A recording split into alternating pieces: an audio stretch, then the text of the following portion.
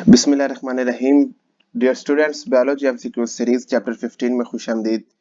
Dear students, आज हम chapter 15 homeostasis में से टॉपिक वाइज स्मार्ट सिलेबस के मुताबिक इंपॉर्टेंट एमसीक्यूज करते हैं।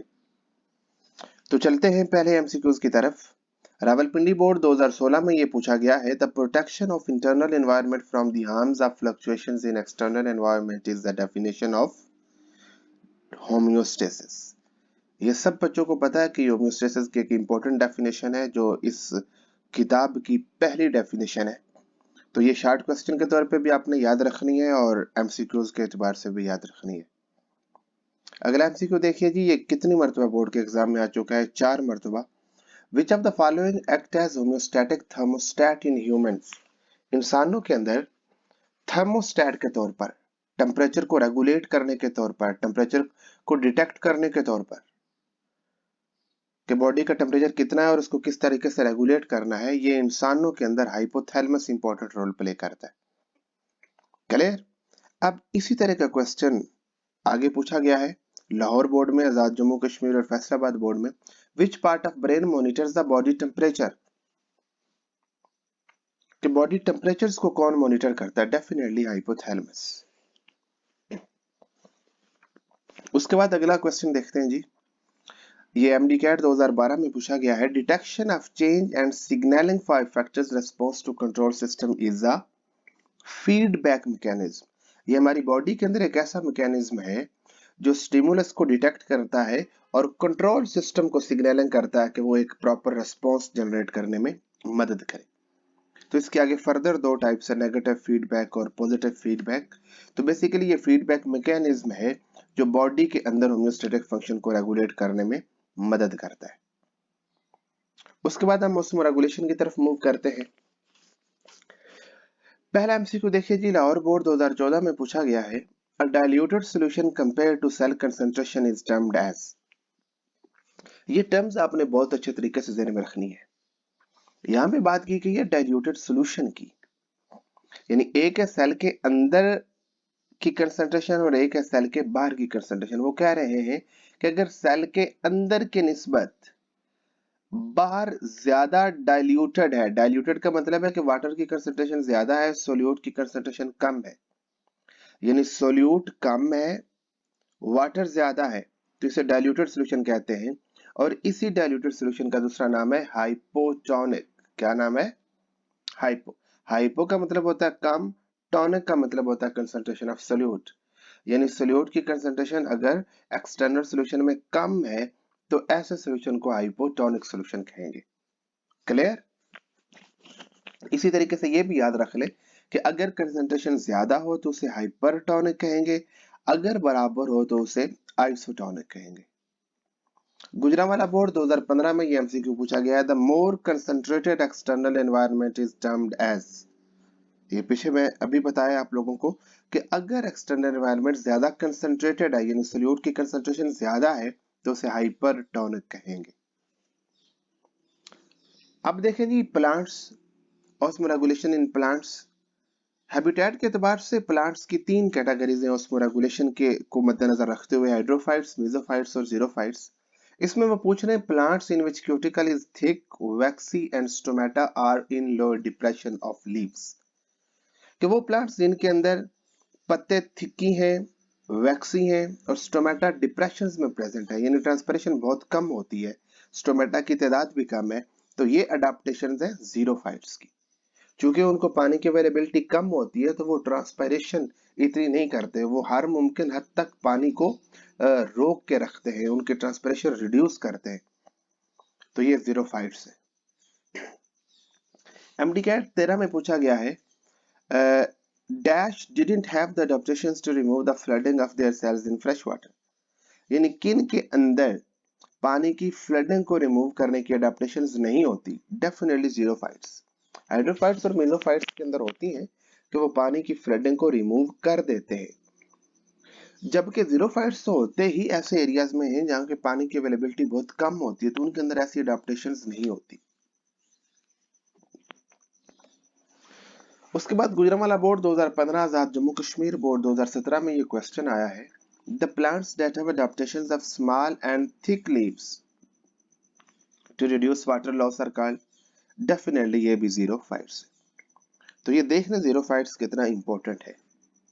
उसके बाद द मेसोफाइट प्लांट इज, यानी इनमें से कौन सा प्लांट है जो मेसोफाइट है? कैक्टस नहीं, हाइड्रेला नहीं, कीकर नहीं। Brassica campestris is an example of mesophyte plant. Clear?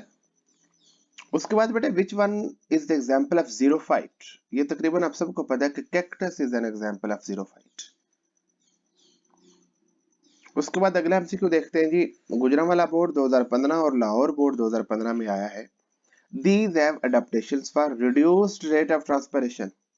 ये फिर वंस अगेन जीरोफाइट्स, कि जीरोफाइट्स के अंदर ट्रांसपिरेशन का रेट रिड्यूस्ड होता है क्योंकि पानी की अवेलेबिलिटी बहुत कम होती है।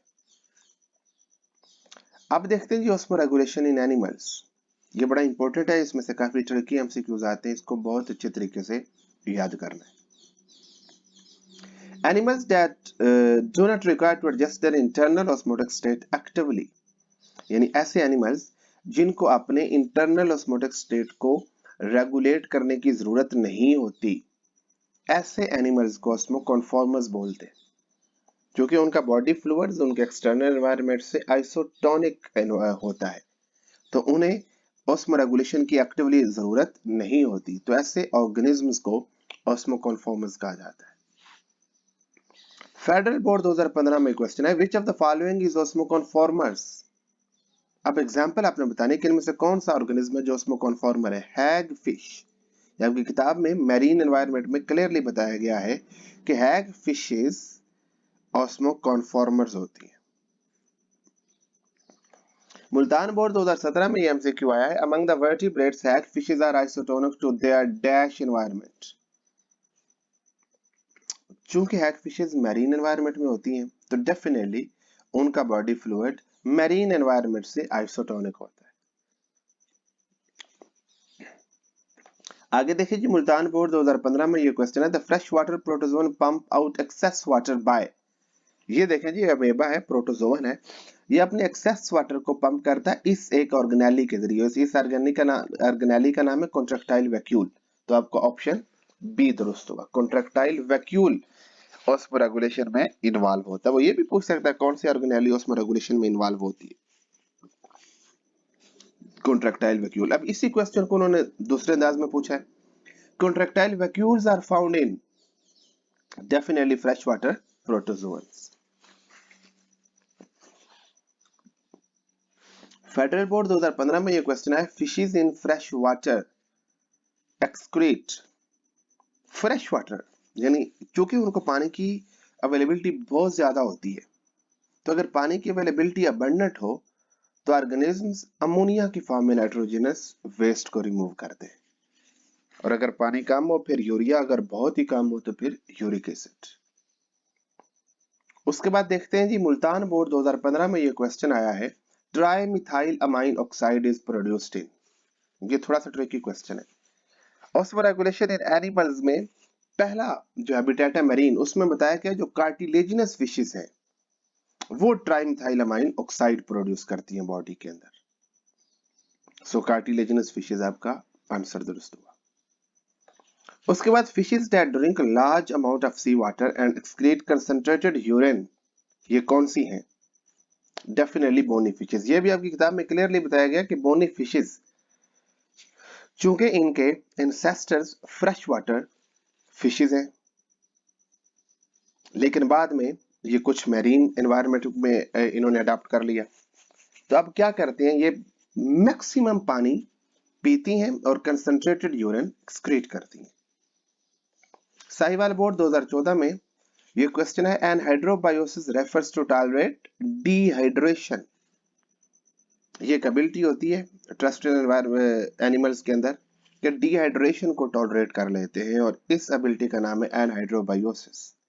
इसी क्वेश्चन को उन्होंने दूसरे अंदाज में पूछा हुआ है, the tolerance of dehydration is anhydrobiosis. Clear मेरे बेटे? अब हम देखते हैं जी एक्सक्रीशन में कौन कौन से इंपॉर्टेंट एमसीक्यूज आते हैं। साहिवाल बोर्ड 2014 में ये क्वेश्चन आया है, the mechanism which eliminates nitrogenous waste. वो मैकेनिज्म जो नाइट्रोजनस वेस्ट को एलिमिनेट करता है, उस मैकेनिज्म का नाम है एक्सक्रीशन। ये देखें 3 मरतबा बोर्ड के एग्जाम में आया, in plants which part serves as excretor for, definitely leaves. खजां के मौसम में पत्ते झड़ते हैं, उनके अंदर जितना भी वेस्ट एक्यूमुलेटेड होता है उससे भी प्लांट छुटकारा हासिल कर लेता है, इसलिए इन लीव्स को एक्सक्रीटर फॉर कहा जाता है। 2 मरतबा बल्कि 3 मरतबा बोर्ड के एग्जाम में आ चुका है, nitrogenous waste which is highly toxic and dissolve quickly in body fluid is ammonia. Number of ammonia molecules required to produce one molecule of urea is, ये भी थोड़ा सा ट्रिकी क्वेश्चन है। आप अपनी किताब में यूरिया साइकिल को देखें तो ये यूरिया साइकिल है, इसमें एक अमोनिया ये ऐड हो रहा है और दूसरा अमोनिया ये ऐड हो रहा है। ये 2 अमोनिया के मॉलिक्यूल मिलकर एक यूरिया बना रहे हैं, तो आपका ऑप्शन बी दुरुस्त हुआ। 2 molecules of ammonia required to produce 1 molecule of urea. Gujranwala board 2017 में ये क्वेश्चन आया है, arginase splits arginine to form urea and, अब देखो फिर यूरिया साइकिल को गौर से कि ये जी आर्जिनिन है, ये एंजाइम आर्जिनेज ये क्या कर रहा है, इस आर्जिनिन को सेपरेट कर रहा है, एक यूरिया के अंदर और दूसरा किसके अंदर, ऑर्निथीन के अंदर। तो आपका ऑप्शन ए दुरुस्त हुआ, ornithine. Arginase splits arginine to form urea and ornithine. Sargodha board 2012, sharks excrete nitrogenous waste in the form of, sharks किस फॉर्म में नाइट्रोजनस वेस्ट को एक्सक्रीट करती है? इसके लिए आपकी किताब में एक डायग्राम दी गई है, उसको आपने बड़े गौर से देखना है। ये इस तरह से है कुछ, इसमें ये 3 कैटेगरीज बताई गई है, कुछ वो जो अमोनिया, कुछ वो जो यूरिया और कुछ वो जो यूरिक एसिड प्रोड्यूस करते हैं, यानी अमोनोटैलिक, यूरियोटैलिक और यूरिकोटैलिक, ये 3 कैटेगरीज है। अब अमूमन बच्चे कंफ्यूज हो जाते हैं, क्योंकि यहाँ पे उन्होंने फिश बनाई हुई है आपकी किताब के अंदर, तो इस तरीके से जब शार्क का जिक्र होता है तो वो अमूमन इस फिश को ज़हन में रखते हुए अमोनिया पे टिक कर देते हैं।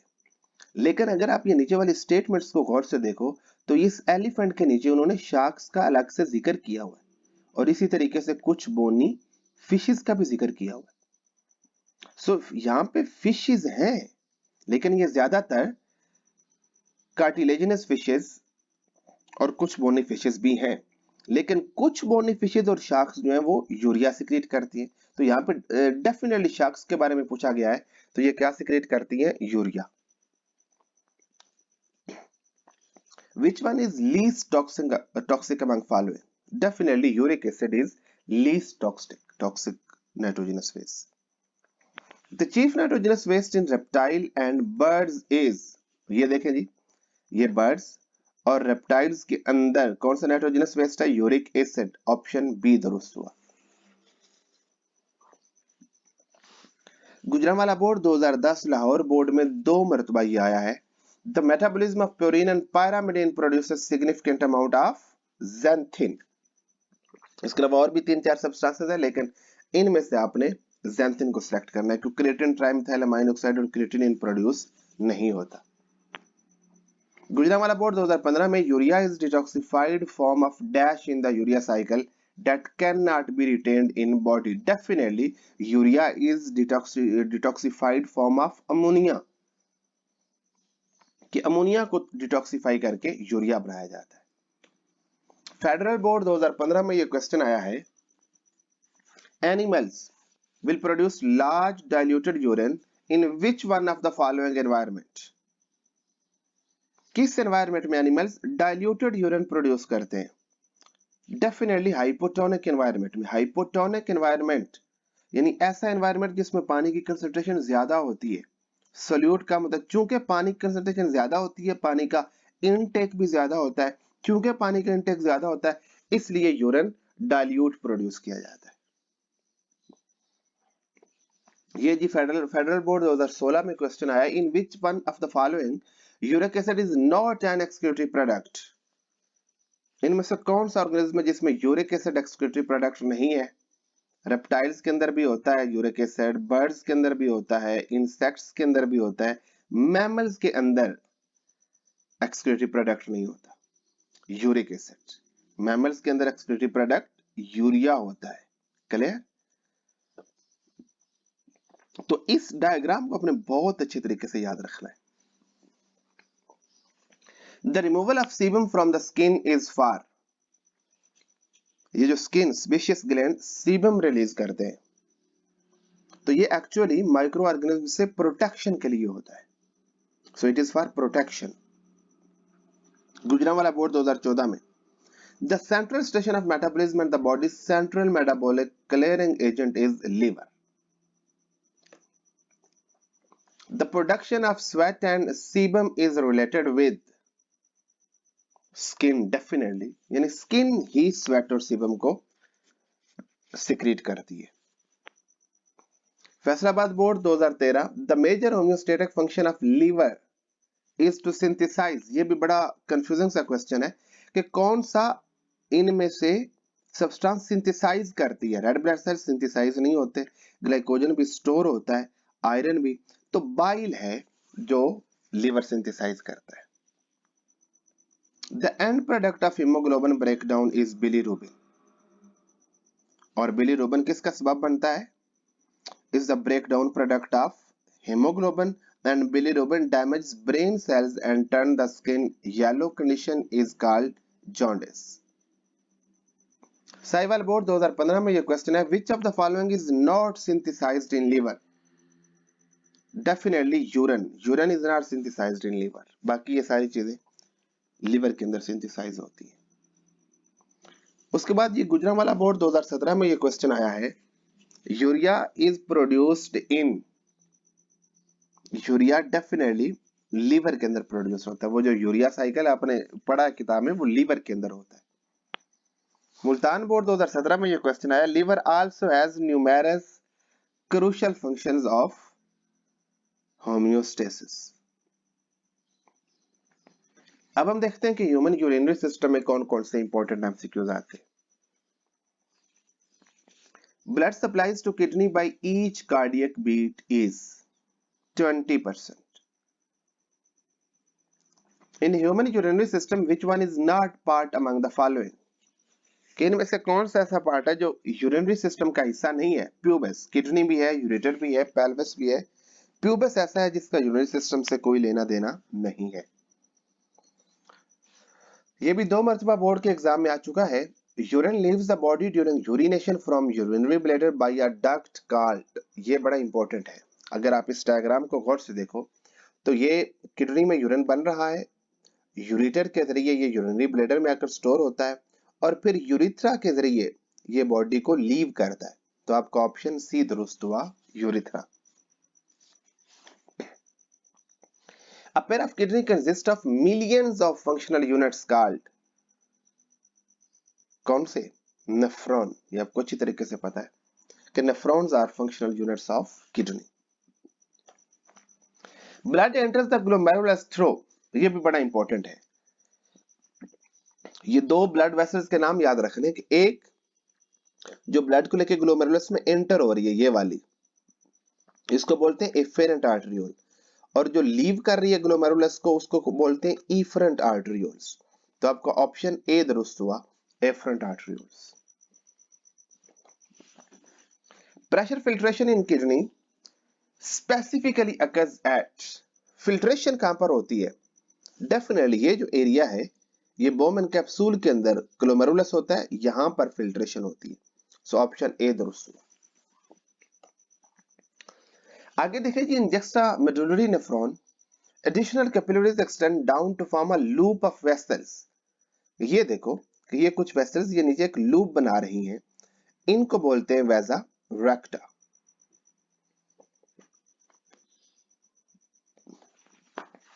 इन nephron most of the reabsorption takes place in, ज्यादातर रीअब्जॉर्प्शन कहां पर होती है? ज्यादातर रीअब्जॉर्प्शन ये प्रोक्सिमल कन्वोल्यूटेड ट्यूब्यूल में होती है, ये वाला हिस्सा जो है, यानी ज्यादातर रीअब्जॉर्प्शन कहां पे हो रही है? ये प्रोक्सिमल कन्वोल्यूटेड ट्यूब्यूल के अंदर। Sodium uptake in nephron is promoted by aldosterone, इस हार्मोन का नाम अच्छे तरीके से ज़हन में रख लो, aldosterone is responsible for sodium uptake in nephron. MCAT में भी ये क्वेश्चन आ चुका है, which of the following are the functions of proximal convoluted tubule? इनमें कौन सा फंक्शन है जो प्रॉक्सिमल कन्वोल्यूटेड ट्यूब्यूल में होता है? Selective reabsorption and retention of water. ये अच्छे तरीके से ध्यान में रख लो।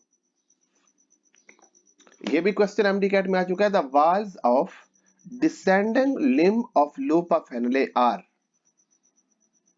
permeable to water but impermeable to salt. Descending limb of loop of Henle water के लिए permeable होता है, जिसकी वजह से पानी का इफ्लक्स होता है, और काउंटर करंट मल्टीप्लायर में भी इसका एक इंपॉर्टेंट रोल है। The counter current multiplier mechanism is shown by which one of the following loop of Henle? Faisalabad board 2017 में ये क्वेश्चन आया है। All the collecting ducts of human kidney finally discharge into, जितनी भी collecting ducts होती हैं वो फाइनली आकर किडनी के वस्त में एक कैविटी होती है जिसे पेल्विस बोलते हैं, वहां आकर डिस्चार्ज होते हैं। Aldosterone play role in uptake of sodium in loop of Henle, यह पहले भी कर चुकी है। अब हम देखते हैं किडनी प्रॉब्लम्स में से कौन कौन से इंपॉर्टेंट क्वेश्चन आते हैं। ये देखें, लाहौर बोर्ड में 3 मरतबा क्वेश्चन आ चुका है, डीजीखा बोर्ड में 2 मरतबा ये क्वेश्चन आया है। The incidence of calcium oxalate type stone is 70%। Clear? उसके बाद the incidence of uric acid stone is 10%। High level of calcium circulating in blood is called hypercalcaemia. High level, hyper का मतलब होता है ज्यादा, calcaemia mean level of calcium in blood. So अगर calcium का level blood में ज्यादा हो जाए तो इस कंडीशन को हाइपरकैल्सीमिया बोलते हैं। Non surgical removal of kidney stone is called lithotripsy. Lithotripsy वो तरीका इलाज है जिसमें किडनी को नॉन सर्जिकली रिमूव किया जाता है। सरगोदा बोर्ड 2010 में ये क्वेश्चन आया है। Abdomen has a peritoneal cavity lined by a thin epithelium called peritoneum. ये इसका नाम अच्छे तरीके से ज़हन में रख लो।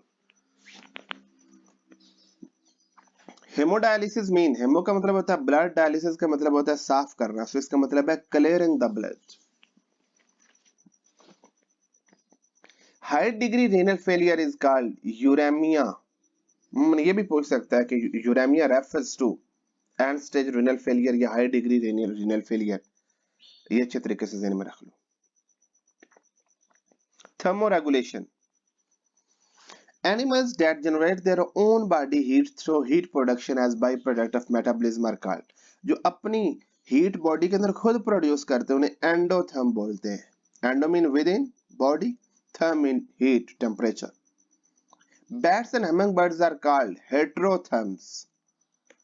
Which of the following is not endotherm? इनमें से कौन है जो एंडोथर्म नहीं है? बर्ड्स एंडोथर्म है, फ्लाइंग इंसेक्ट्स एंडोथर्म है, मैमल्स भी एंडोथर्म्स है, एम्फीबियन ऐसे हैं जो एक्टोथर्म्स है, एंडोथर्म नहीं है। डीजीखा बोर्ड 2014 में ये क्वेश्चन आया है, which of the following is an endotherm? पीछे पूछा क्या था? Which is not N endotherm. आप पूछ रहे कौन सा एंडोथर्म है? इनमें से रेप्टाइल एंडोथर्म नहीं बल्कि बर्ड्स एंडोथर्म है। रेप्टाइल, एम्फीबियंस ये एक्टोथर्म्स होते हैं। गुजरात बोर्ड 2010 में रेप्टाइल्स आर इंक्लूडेड इन, अभी मैंने आपको बताया कि एक्टोथर्म्स होते हैं। लाहौर बोर्ड 2013 में which one of the following is heterotherm? Bat और हमिंगबर्ड आपकी किताब में 2 एग्जांपल्स दी गई हैं, तो आपने ऑप्शन ए दुरुस्त करना है। सरगोदा बोर्ड 2013 में यह क्वेश्चन है, which one is structural adaptation of animals for thermoregulation? इनमें से कौन सा ऐसा जो स्ट्रक्चरल अडॉप्टेशन है? Activation of sweat glands, plumage fluffing, ये फिजियोलॉजिकल अडॉप्टेशंस है। पैलेज एक ऐसी अडॉप्टेशन है जो स्ट्रक्चरल अडॉप्टेशन है। Saliva and urine are used for evaporative cooling by bats. Most land mammals respond to cold by raising their furs. ये आप देखते हैं सर्दियों में ये जो गूज पंप होता है किसमें अपने फर्स को रेज कर लेते हैं और वहां पर जो स्टील एयर होती है उसको ट्रैप कर लेते हैं जो इंसुलेशन का काम करती है, तो ये अपने फर्स को रेज कर लेते हैं। The rate of heat production is increased by increasing muscle contraction. जो मसल कॉन्ट्रैक्शन से बॉडी हीट प्रोड्यूस होती है उसको शिवरिंग थर्मोजेनेसिस कहा जाता है। डिजीखा बोर्ड 2015 में यह क्वेश्चन आया, the mechanism of evaporative cooling in respiratory tract of dog, इसे पैंटिंग बोलते हैं। Activation of sweat glands to produce sweat for evaporative cooling is a type of physiological adaptation. ये बच्चे अमूमन कंफ्यूज हो जाते हैं। आपकी किताब में स्ट्रक्चरल अडॉप्टेशन में भी प्रेजेंस ऑफ स्वेट ग्लैंड का जिक्र किया गया है, लेकिन इंपॉर्टेंटली जो एक्टिवेशन ऑफ स्वेट ग्लैंड्स है ये फिजियोलॉजिकल अडॉप्टेशन है, तो ये जहन में रहना है चाहिए। ये देखिए कितनी मर्तबा बोर्ड के एग्जाम में आ चुका है, 4 मर्तबा। Which of the following act as homeostatic thermostat in humans, ये आप पहले भी कर चुके हो, hypothalamus. In bacterial and viral infections, pathogens and leukocytes produce and release a chemical called pyrogen। तो ये इंपॉर्टेंट एमसीक्यूज थे बेटे इस चैप्टर के, इनको बहुत अच्छे तरीके से याद करना है। अगर आपने ये बहुत अच्छे तरीके से कर लिए तो कहीं से भी इस चैप्टर में से किसी भी एंगल से अगर एमसीक्यूज आएगा तो आप आसानी से अटेम्प्ट कर सकोगे। अपना बहुत सारा ख्याल रखिएगा। अल्लाह हाफिज।